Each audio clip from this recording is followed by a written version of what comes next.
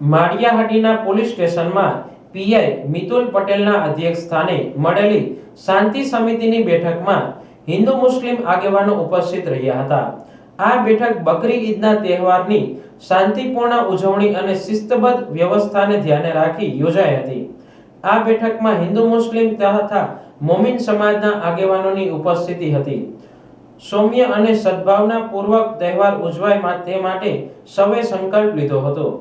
અગ્રણી મહાનુભાવો દ્વારા શાંતિ અને ભાઈચારાના સંદેશ સાથે સૌહાર્દપૂર્વક તહેવાર ઉજવવા અપીલ કરવામાં આવી હતી। પીઆઈ પટેલે બંને સમાજના પ્રતિનિધિઓને એકતા જાળવવા અનુરોધ કર્યો હતો। પોલીસ વિભાગે તહેવારો દરમિયાન કડક બંદોબસ્ત રાખવાની જાહેરાત કરી છે।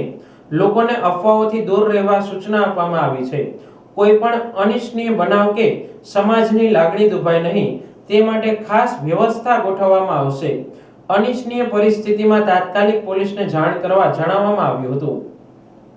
માળિયાહાટીના ઇસ્માઇલી સમાજના મુખી સાહેબ સલીમ અમીર અલી વટસરિયા તેમજ મુસ્લિમ સમાજના અગ્રણીઓ આજે શાંતિ સંમેલનની મિટિંગ હતી। આ મિટિંગની અંદર અમે લોકોએ બાંહેધરી આપી છે કે આ જે બકરી ઈદનો જે તહેવાર આવે છે એની અંદર પૂરા સાથ સહકાર આપી અને આ બધી સમાજને ધ્યાનમાં રાખી અને આ પ્રોગ્રામ અમે સફળતાપૂર્વક પૂરો કરશું। તેના માટે અમે લોકો મુસ્લિમ સમાજ, ઇસ્માઇલી સમાજ, આ પોલીસ સ્ટાફ અને પૂરા ગ્રામજનોને અમને સાથ સહકાર આપે અને આ જે તહેવાર છે એને શાંતિ અને સફળતાથી પૂર્ણ કરીએ તે માટે એવી બાંહેધરી આપીએ છીએ।